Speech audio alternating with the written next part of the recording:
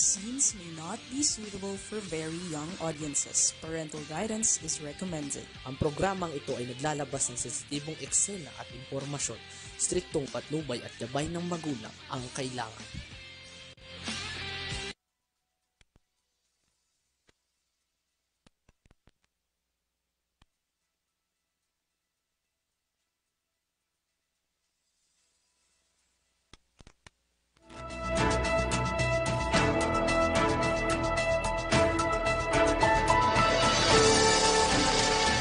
Okay, magandang tanghali po sa atin lahat mga kakampi.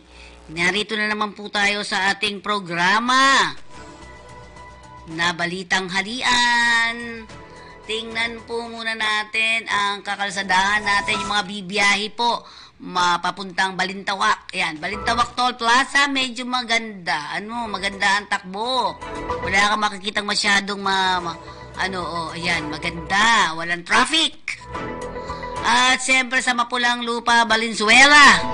Ayan, Mapulang Lupa, Valenzuela. Ayan, yung pa-north.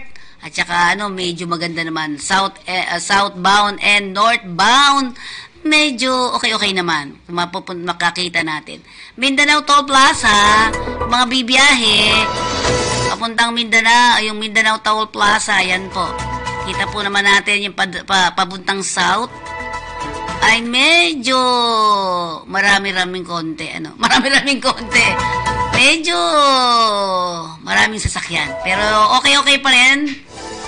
Ang Mekawayan North and Southbound ay okay naman. Bukawit Toll Plaza, ganun din po ha. Medyo maraming sasakyan pero moving naman po talaga sila. Ayan.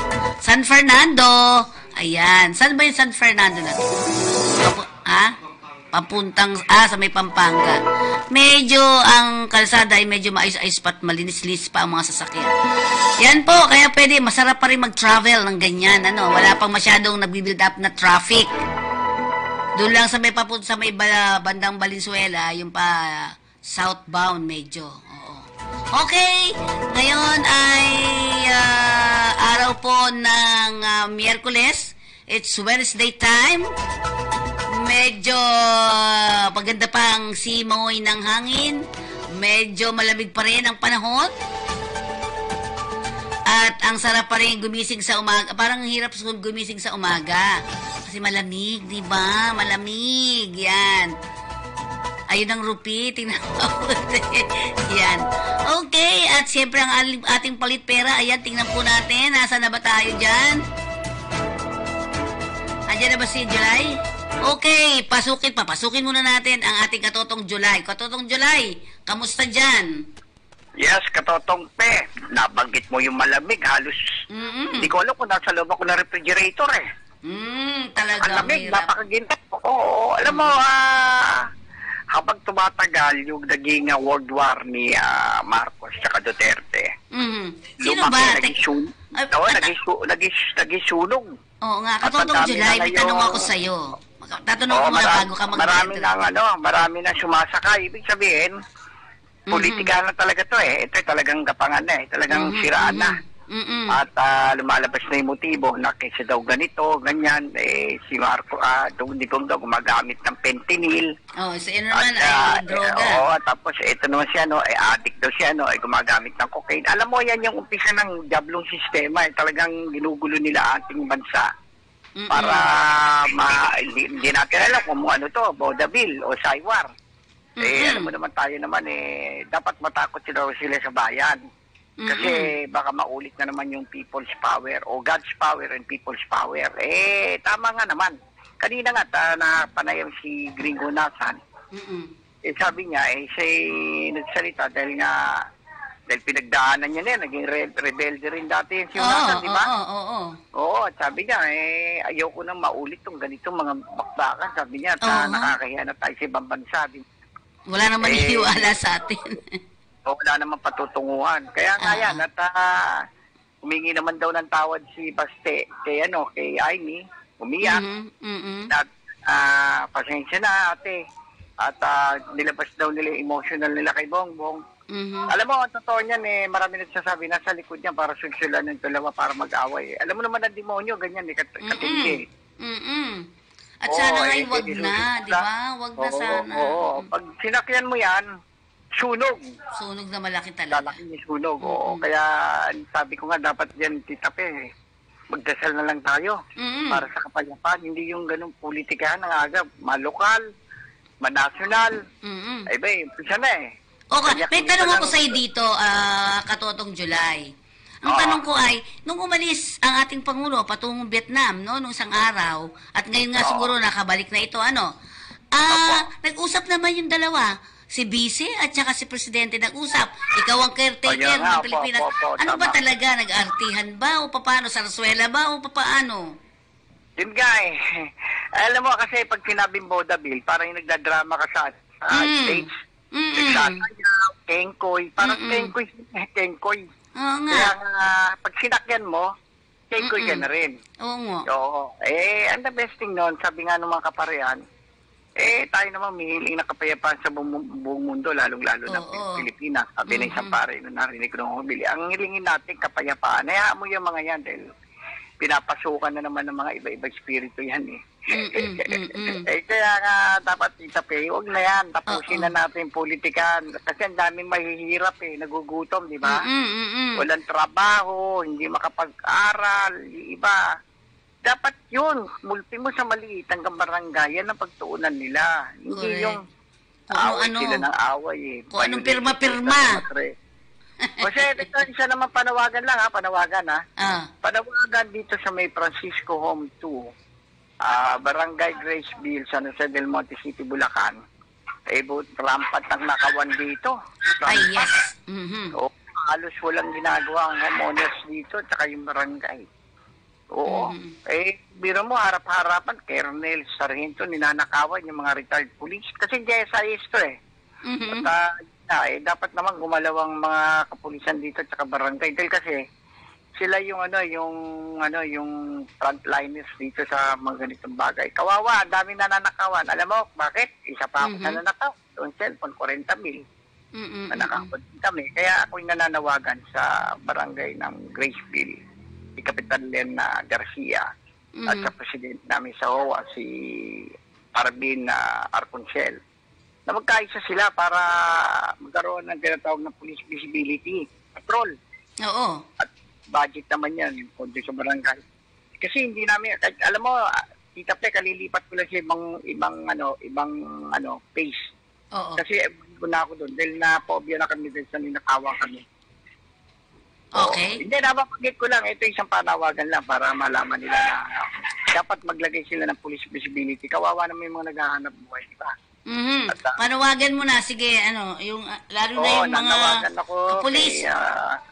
kay Mayor ng, ng San Jose del Monte City, Arthur Robes, at Congresswoman Ate Rida Robes, hanggang may bahay, at lalo na yung barangay captain namin dito sa barangay Graceville, Len Garcia, at yung HOA president na si Consel, si Arvin, DILG, ay sana maglagay silang police visibility para lahat ng tao ay mapayapa at lagi may nagpapatrol. Yun lang, at yan aking panawagan at report mula dito sa lungsod ng San Jose del Monte, Bulacan, ang inyong lingkod para sa Kakampi Online, Jalay Pudok reporting.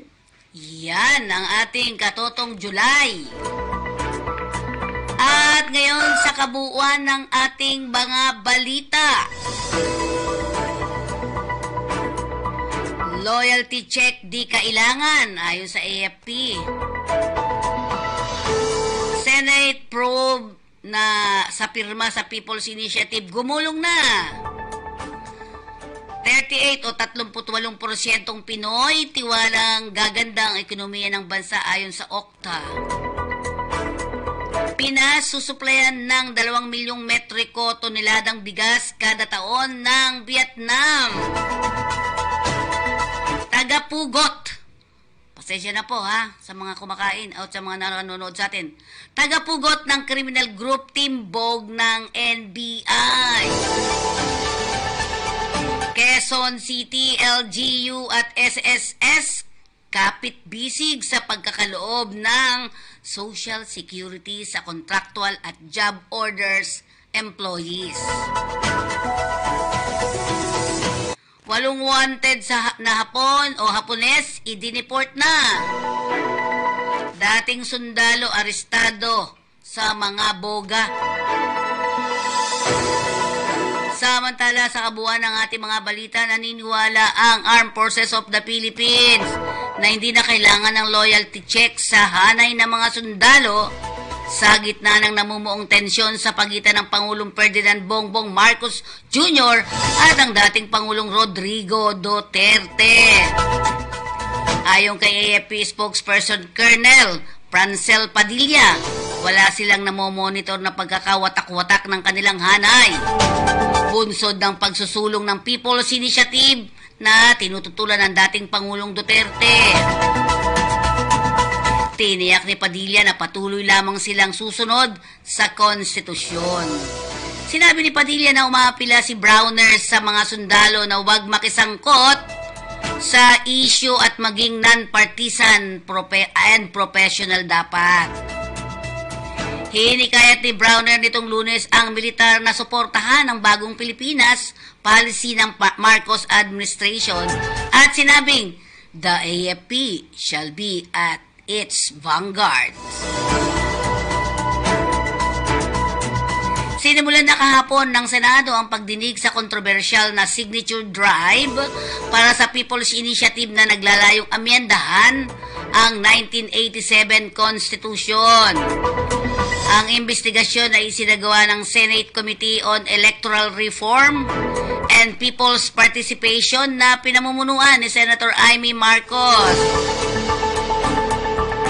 Samantala, pinasabpuena na si Attorney Anthony Abad na sinasabing nasa likod ng signature campaign. Ayon kay Senator Ronald Bato de la Rosa, mahalagang mabunyag at makita ang mga pasimuno ng naturang signature campaign kahit pa sinuspindi na ng Commission on Election ang pagtanggap ng mga pirma.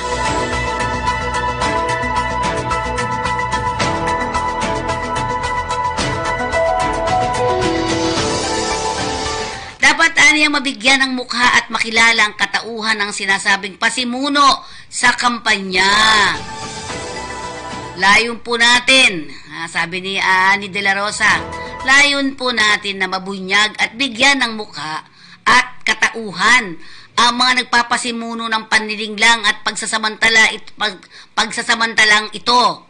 Sa panahon ng sa atin na sila'y matukoy, siguro ay maaaring isama ng komite ito sa pangunguna ng ating chairperson na makabuo ng rekomendasyon na magsampa ng kaukulang kaso, panagutin ang mga mapagsamantala at manloloko. Ito ang ayon kay De La Rosa.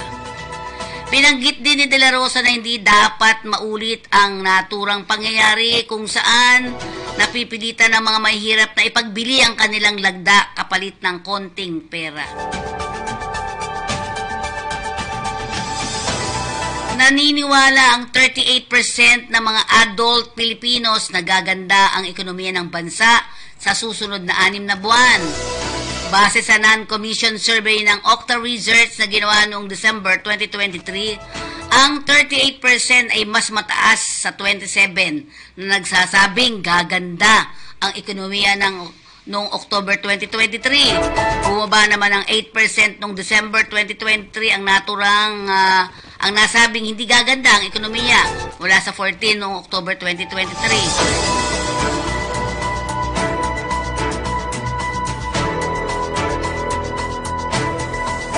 Sa naturang survey, may 51% ang nagsabing mananatiling pareho ang lagay ng ekonomiya at 3% ng magsasabing hindi nila alam.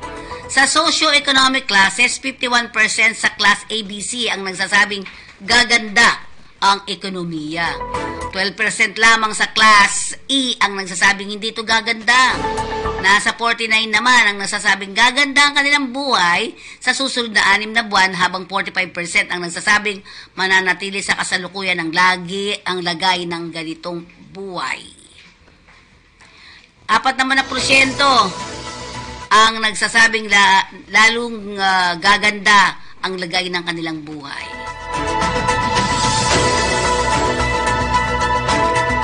Okay, kasunod dito ipapakita namin sa inyo ang arrival ng ating Pangulo galing sa Vietnam. Inaasahan na magsusupply ng 2 milyong metriko tonelada ng bigas kada taon ng Vietnam sa Pilipinas. Ito ay matapos lagdaan ng Memorandum of Understanding ng dalawang bansa tungkol sa 5 taong trade agreement sa pagitan ng pribadong sektor.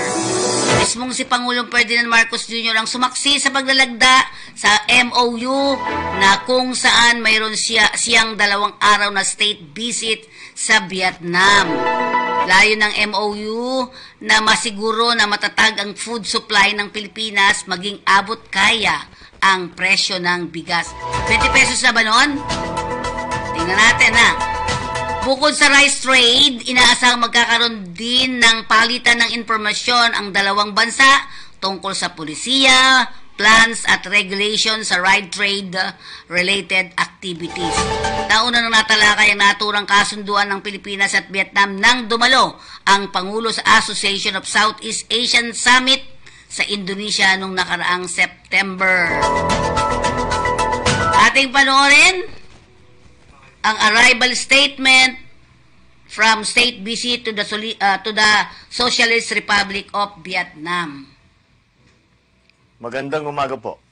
I am pleased to inform you and the Filipino people of the outcomes of the state visit to the Socialist Republic of Vietnam. The state visit aimed to further strengthen our strategic partnership with Vietnam, Vietnam being our only strategic partner in ASEAN, and further to explore areas of cooperation while building on existing ones. I met with His Excellency Vo Van Thong, President of Vietnam, and we discussed areas of cooperation including defense, maritime, trade and investment, economic, education, tourism, and culture. We also witnessed the exchange of several agreements, including on rice, agriculture, culture, and maritime cooperation. I also met with other leaders of Vietnam, the Prime Minister of Vietnam and the Chairman of Vietnam's National Assembly. We discussed the strengthening of bilateral relations through people-to-people exchanges, parliamentary cooperation, and many other areas of collaboration. On trade and investment, we have successfully safeguarded the interests of Filipino businesses operating in Vietnam by providing them with a platform to voice their experiences, plans, and challenges at the very highest level. We want to assure them that the Philippine government stands ready to support their endeavors in competing in foreign markets. In my dialogue with Vietnamese business leaders, they expressed interest in expanding their businesses in the Philippines, as well as exploring cooperation with our business sector in various traditional and non-traditional economic activities. Furthermore, we have engaged in discussions with the Vingroup company to explore a collaboration in the fields of AI, medical courses, and scholarships for Filipino students. Our shared objectives include active participation in the electric vehicle and battery supply chains. I had the pleasure, of course, to speak with the Filipinos living in Vietnam, and I expressed my appreciation for their continued good work in projecting a very positive image of the Philippines in Vietnam. I acknowledge the sacrifice that they have made for their families, and I lauded them for the contributions to the socio-economic development of the Philippines and of Vietnam. I gave them my assurances that my administration will continue to strive for the betterment of all Filipinos in the Philippines and abroad. Maraming salamat po. Ayan, nako. Ay kasarap pakinggan di ba? So safe na tayo. Hindi na tayo maubusan ng bigas, RB. Si RB pa naman malakas kumain to ng bigas, ng kanin, no? Okay. At tuloy-tuloy pa rin tayo sa ating pagbabalita. Bumagsak sa kamay ng mga tauhan ng National Bureau of Investigation, Bicol Regional Office at Laguna District Office sa isinagawang joint operation ang itinuturing na most wanted sa Bicol Region. Ang naaresto sa wanted person ay nakilalang si Ruel Cabrielas na sinasabing responsable sa pagpatay kina Gilbert Quinzon at Glenn Quinzon na itinuturing missing noong Hunyo ika-6 ng taong 2021 na-discover ang mga chap-chap na bangkay ng biktima noong Hunyo 2022. Si Cabrillas ay sinasabing miyembro ng Concepcion Criminal Group at siya ring tagapugot ng ulo at tagalibing ng kanilang mga nagiging biktima. Ang naturang grupo ay may kinalaman sa pagpatay sa tinatayang 30 police asset sa Lisbon, Albay. Sa ulat naman ng NBI nung una nang napatay sa engkwentro sa General Trias, Cavite noong Nobyembre 14 taong 2021, ang dalawang miyembro ng grupo si Emmanuel Aga Concepcion, ang kapatid ni Gilbert Concepcion at Jeffrey Saysay matapos makasagupa ang pinagsanib na puwersa ng NBI, PNP, AFP at NICA Operatives. Inamin ni Cabrillas na sa 7 kataon na ang kanyang napugutan. Si Cabrillas ay inaresto ng NBI Canlubang, Laguna sa bisa ng warrant of arrest dahil sa kasong kidnapping with murder.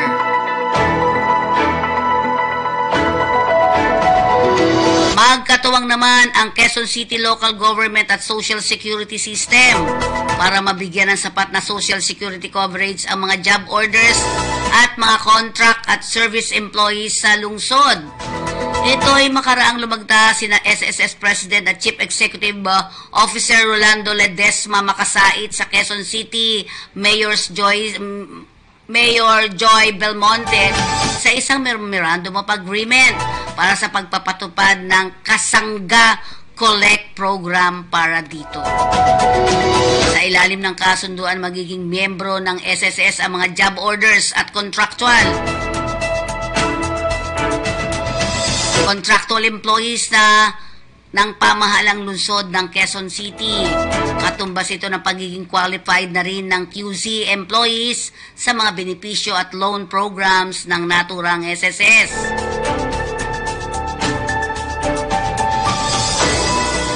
Mas magiging madali na rin ang paghuhulog ng SSS ng naturang mga empleyado dahil hindi na kailangan pang pumunta sa SSS Payment Center at maging regular na ang remittances nito ng pamahalaang lungsod. Nagpapasalamat naman si Mayor Belmonte sa SSS dahil mas ilalapit nito ang kanilang serbisyo sa mahigit na 12,000 JO employees ng pamahalaan ng lungsod.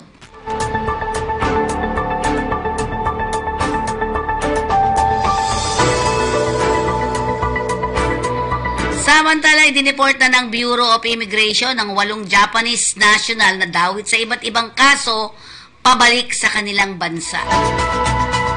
Ang mga naturang Hapon ay may mga naaresto sa operasyon ng BI at ikinulong to sa Camp Bagong Diwa sa Taguig kaugnay ng impormasyon ng Japan Interpol ng pagkakasangkot ng mga ito sa iba't ibang krimen sa kanilang bansa. Sangkot din ang mga naturang dayuhan sa iba't ibang krimen dito sa Pilipinas. Bukod pa sa kanilang kaso sa Japan dahil sa pagiging miyembro ng notorious na Luffy Robbery Group.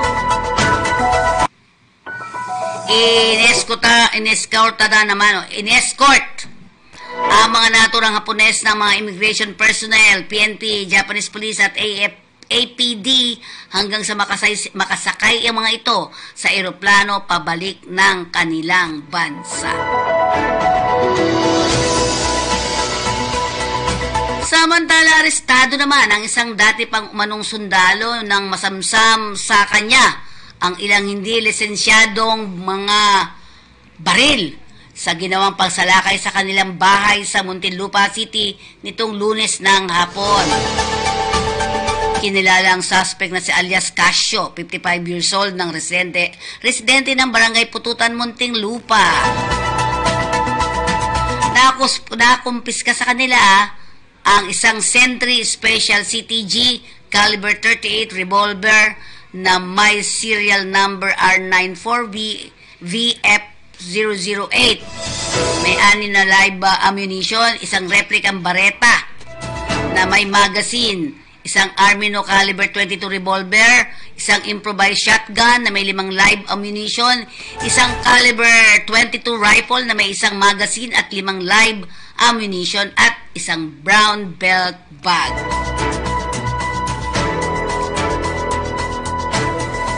Patuloy naman pinalalakas ang aming agresibong pagsisikap na masamsam at mabawi ang mga unlicensed firearms sa pamamagitan ng patuloy na operasyon ng pulisya at pagpapatupad ng search warrant laban sa mga illegal na nagmemay-ari ng mga baril.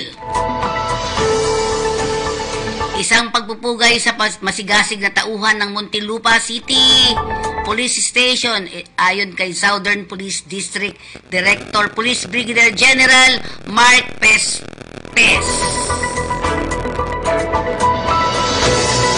Yan ang ating mga balita sa ngayon. Abangan naman ang ating ulat panahon.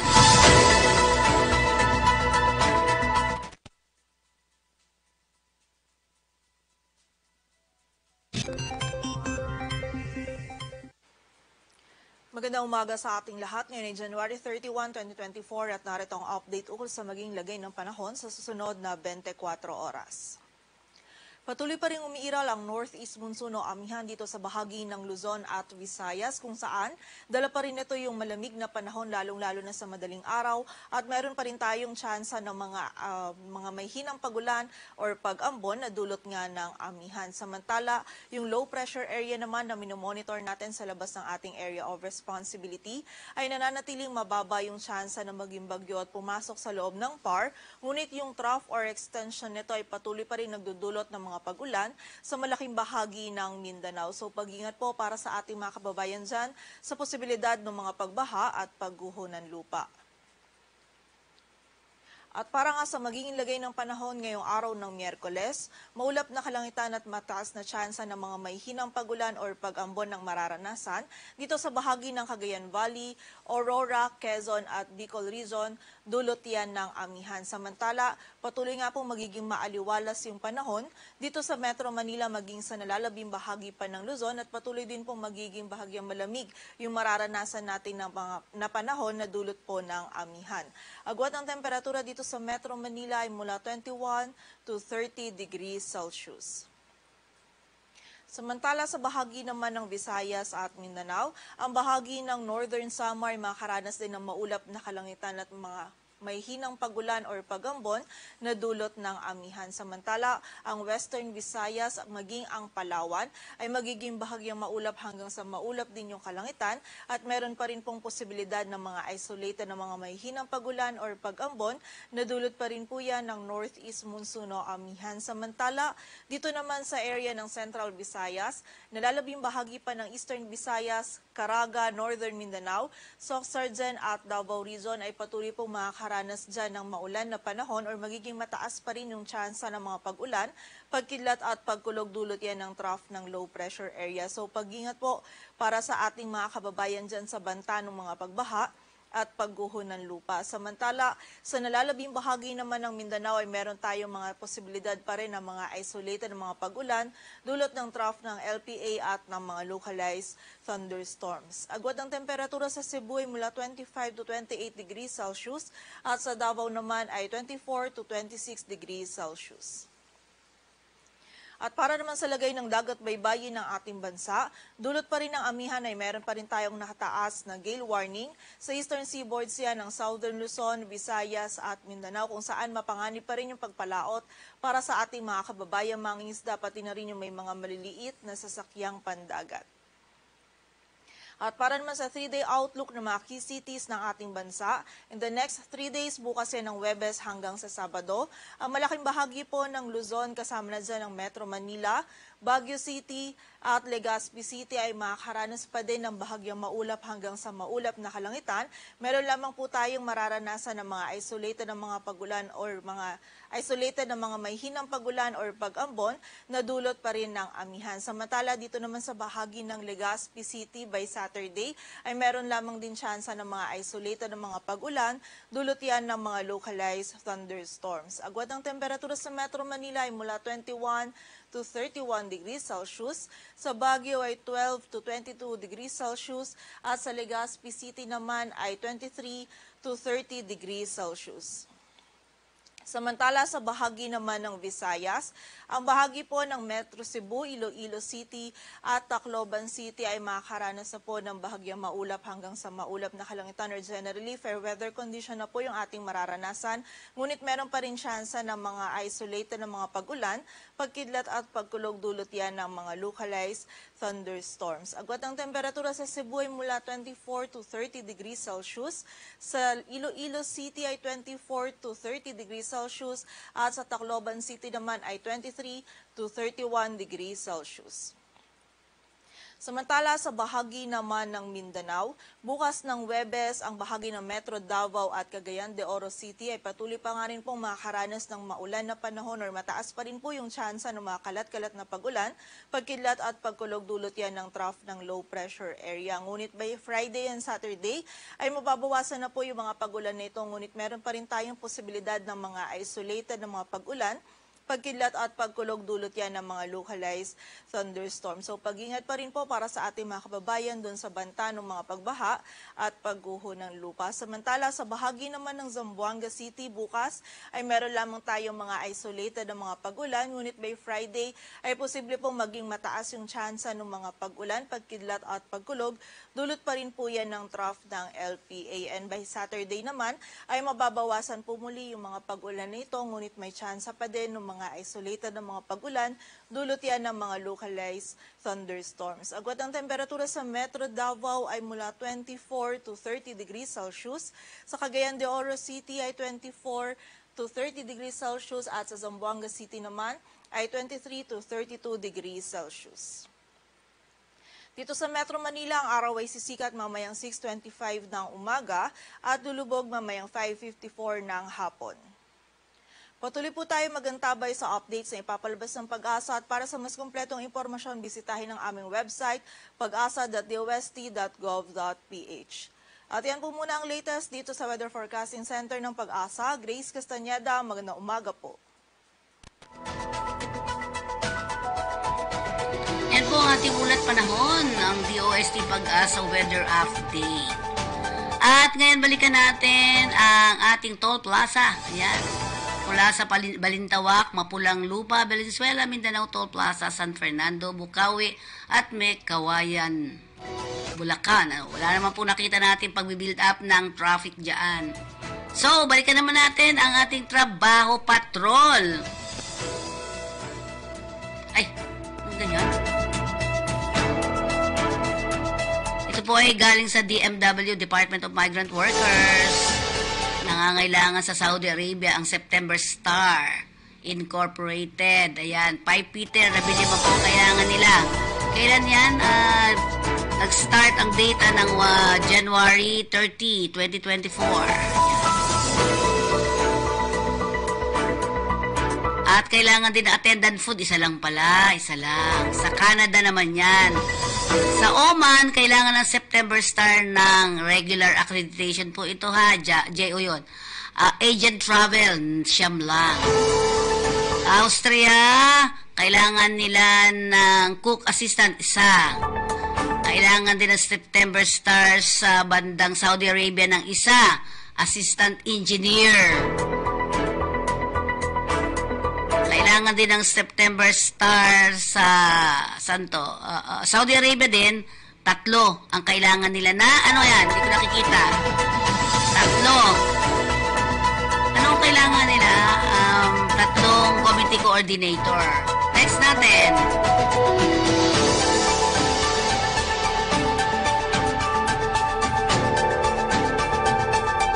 Ano pa iba natin mga trabaho? Tingnan natin yung iba pa. Tapos na nga di ba?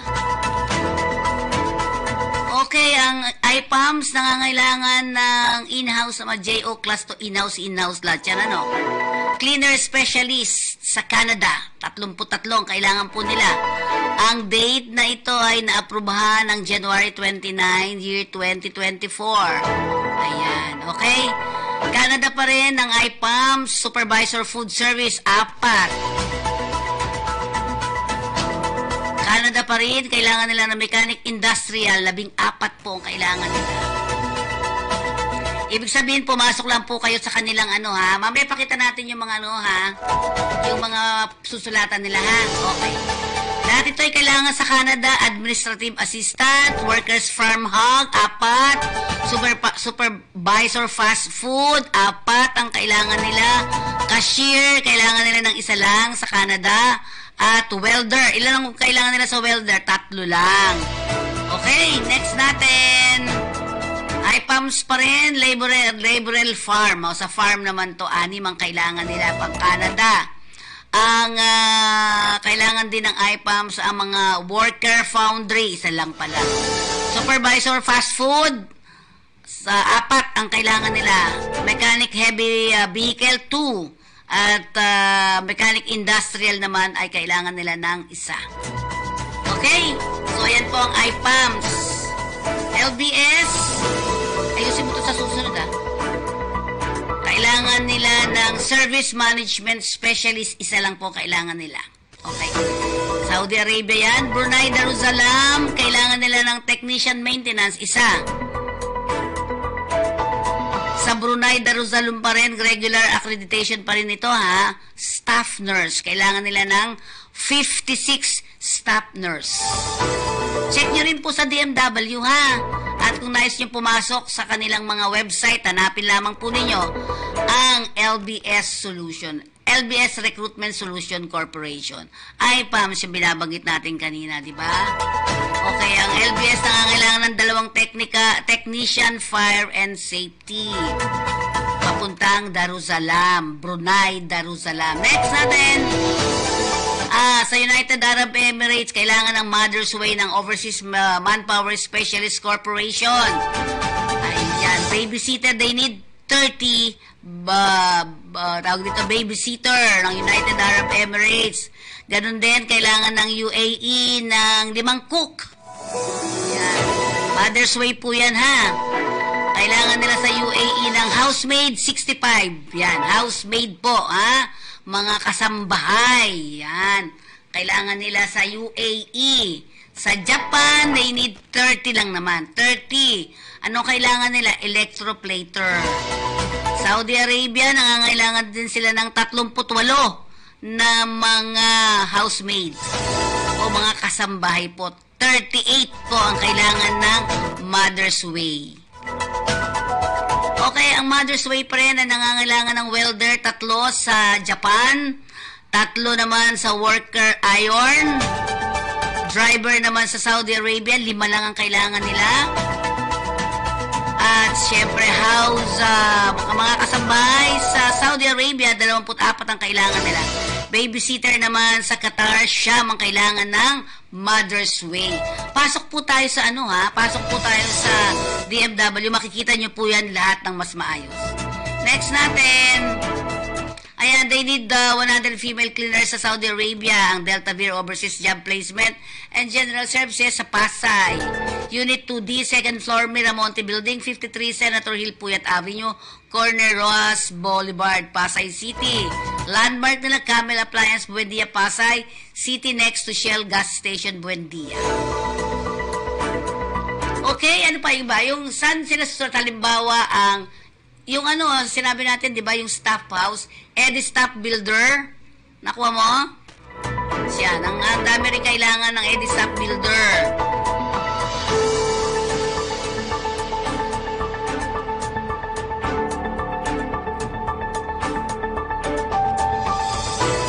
Okay, at siyempre binabati natin, Marge Sibaya. Nasa ka ba ngayon, Marge? Nandito ka sa Pilipinas? Ayan. Okay, Cedric Bagtas, di ba? Ayan. Mga bayaning Filipino migrant workers sa USA, Canada, and UK. Ay, wag na tingnan. Hindi mo nakita kanina. Okay, at siyempre, ang ating mga balita, andito po kanina. Okay, ano pa ba? Magpaalala muna tayo mula sa ating himpilan. Okay, ang ating Sincerity Cafe and Restaurant na matatagpuan sa iba't ibang panig ng Kamaynilaan at dalawa naman sa Quezon City. Ang ating mga telephone number ay 8241-9990 and 8241-9972 para sa inyong mga catering. Baka gusto nyo po magpa-deliver. Apakasarap ng mga, ang pinaka-number 1 dyan na masarap po sa Sincerity ay ang Kalan Chicken. Ang paborito ko dyan ay oysters cake, di ba? 1956 pa ng itayo ng Pamilya Uy ang naturang Sincerity Restaurant na matatagpuan sa iba't ibang panig ng Kamaynilaan tulad ng 519 Quintin Paredes Street, Binondo, Manila. Meron din tayo sa 238 Banawi Center, Banawi Street, Barangay Manresa, Quezon City. At kung kayo na may matutungo dito sa Lucky China Town Mall, ayan, nasa ground floor ng Binondo, Manila. Meron din sa Unit 2, 285 Gibara Street, Corner Hardboard Street, Little Baguio, San Juan. Matungo naman kayo sa Robinson's Magnolia, Express Sincerity rin po ang naririyan. At ang SM Mega Mall sa Quezon City. Is it yummy? Yes. Yes. Sincerity. Ito.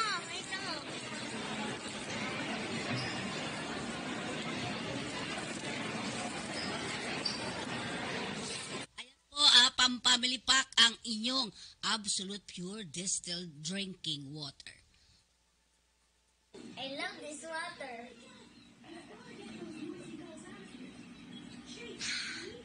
Thirst quenching.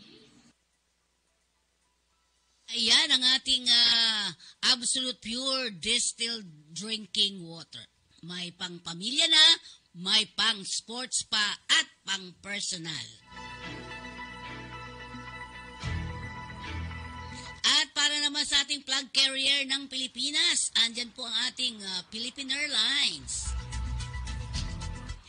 Ayan, gustong-gusto pong sakyan yan ang ating mga elderly kasi safe ka na, safe and sound sa pagsakay at pagbaba ng ating flag carrier. Walang iba kundi ang ating Philippine Airlines.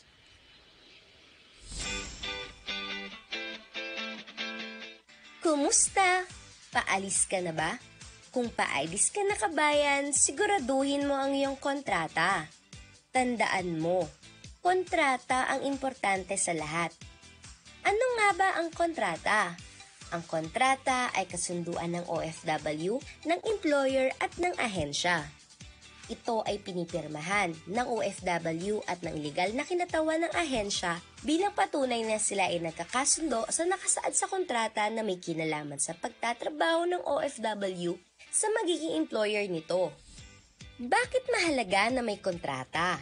Ang kontrata ay isang proteksyon ng mga OFW dahil nakasaad dito ang kanilang mga karapatan, katungkulan, kalagayan ng pagtatrabahuhan, termino ng kontrata at benepisyo ng OFW. Ang di pagsunod sa kontrata ng sinumang partido ay isang paglabag sa batas at maaaring batayan ng paghabla ng kaso.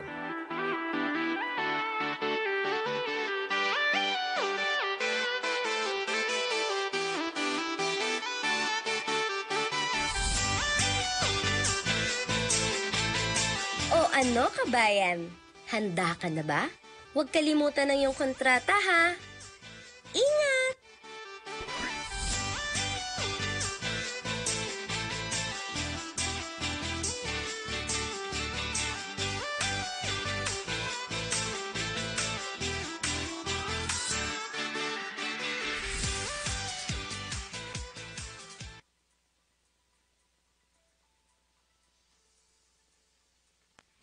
Okay, at pagka pumunta kayo dyan sa Makati, puntahin niyo Captain Jack.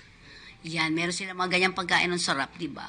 Meron silang coffee, cafe latte, Spanish latte, mocha, caramel, at macchiato. Sa chicken, meron silang mga chicken strip with rice, 4-piece chicken strip, 4-piece of nugget with rice, 8 pieces of nugget. Ayan, di ba? Magkano? 130 lang, tsaka 170. O yan. Sa dessert, meron silang plus buns. Ano kaya yun? Ensaymada, yan, kilala ko yan. Ang cookies, nasa 180. Egg pie, 450. Baka isang balot na yun, isang box. Okay. Next natin, for order, please call 09560-856262. Ayan ang kanilang creamy chicken pao. Gusto ko yan matikman. Hindi ko pa natitikman yan. Wala yung added preservative. Main ingredient, chicken breast, carrot, raisin, mushroom, red bell pepper, potatoes. Ayan.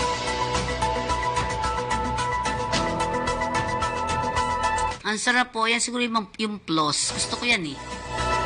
Ayan ang mga pagkain nakakagutom. Ayan. Captain Jack. Di ba? Next natin.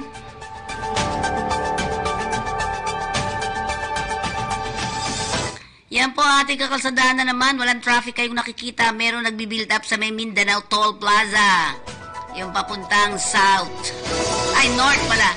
Northbound.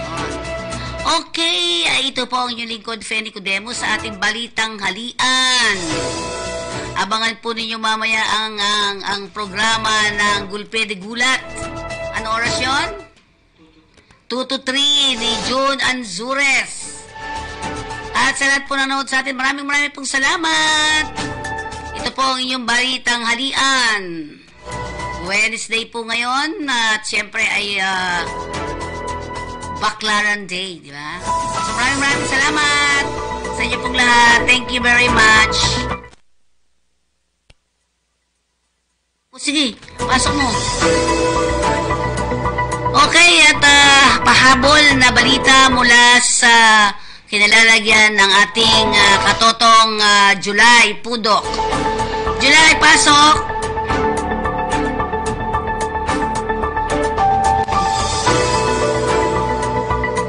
Okay, tingnan natin ang kalsada. Tingnan niyo po, oh. Ang Kakampi Online ay kasapi ng Philippine Online Broadcasters Association. At lagi po tayong handa sa lahat ng mga bagay. Bagay-bagay, handa po tayo lahat.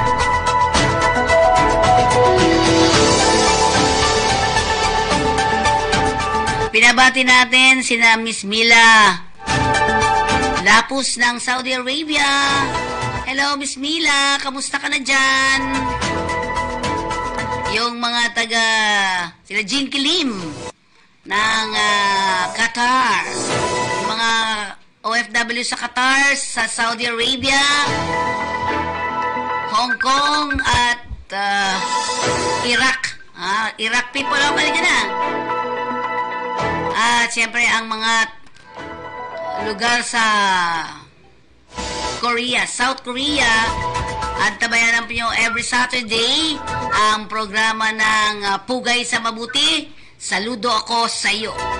Papasukin na natin si July, katotong July. Yes, katotong Pe o Tita Pe, nananawagan ng Philippine National Police, no, sa immigrations at kung saan ay pinababan na ito na makalis ng bansa si Alan De Castro. Yung naalala mo yung dating yung major ng PNP diyan sa Batangas. Okay. Ito yung isa sa mga yung nangidnap doon sa babaeng na Beauty Queen, yung Beauty Queen. Yung Beauty Queen na teacher. Mm-hmm. Kaya hanggang ngayon pa nakikita yun eh. Kasi hinihintay na lang yung order yata ng korte na mapatunayan siya para karoon ng warrant of arrest. Nagbigay na ng babala ang Philippine National Police bilang bahaning o hindi na siya makalabas ng bansa dahil may kinaharap siyang kaso. Dalawa to kasama yung kanyang bata na si Jet Magpantay. Malay nagtatago yung dalawa dyan do. Ang nahanap yung piso. Sabi ng PNP, bantayan to dahil siyempre, alam mo naman, may pera to at major dati ng police. Ang problema, nakakalungkot si Cap Camilo na hindi pa rin nakikita, Tita Pe. Okay, oo nga.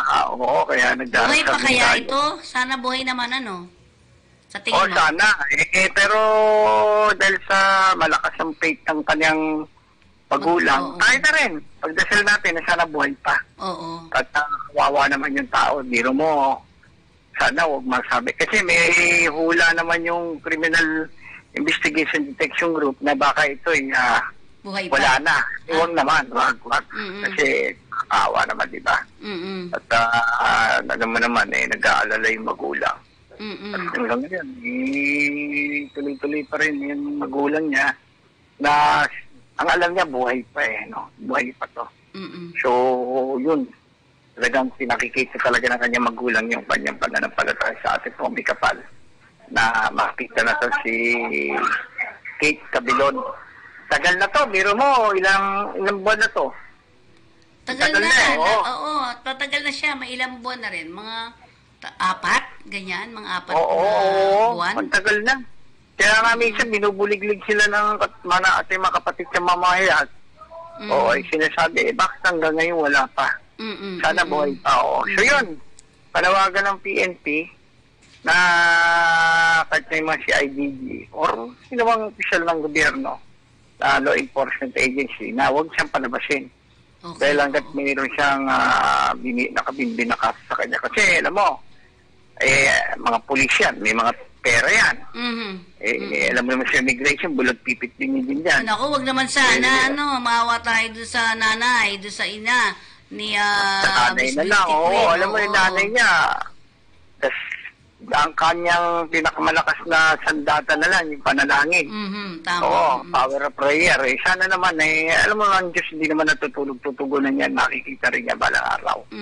So yun, ang PNP, nagbabala sa immigration ng ban, ban na huwag na siyang palabasin. Ano ba yung huwag na siyang makalabas pa ng bansa.